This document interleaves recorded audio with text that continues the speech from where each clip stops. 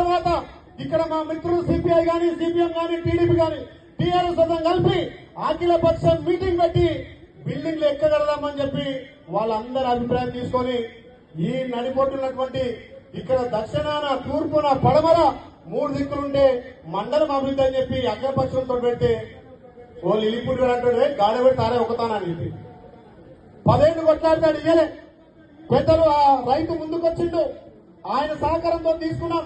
అక్కడనే మా దళిత సోదరులు కూడా అన్నా ఇక్కడ మా భూమి ఉందన్నారు.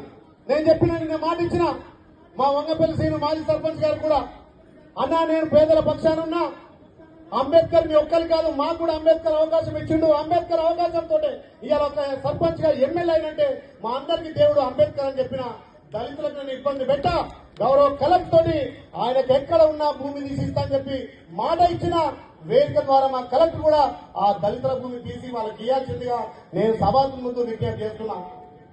నా ఆలయ ప్రజల కోసం 6 నిమిషాలు కష్టపడతా మీ సహకారంతో. బీర్లైలే 1,00,000 కోట్లు సంపాదిస్తుండు బినామీలు అన్నారు.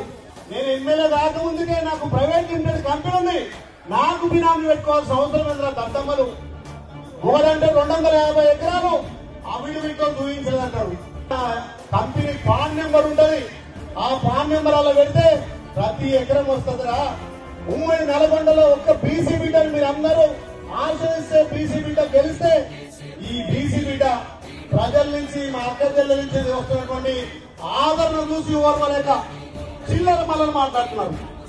నా ఆలయ ప్రజల అండ ఉన్నంత వరకు ఆ లక్ష్మణ ఆశిస్తున్నంత వరకు ఆలయం అన్ని విధాలు అభివృద్ధి చేయడమే లక్ష్యంగా నేను ముందుకు పోతా తప్ప ఆ లిల్లీ పుట్టుగాలు మాట్లాడే మాటలను ఎక్కడ పట్టించుకోను. ఎక్కడ కూడా నేను తప్పు చేయను. 2 సంవత్సరాలనే 2,000 కోట్ల పైగా నిధులు తెచ్చి అభివృద్ధి చేస్తున్నా.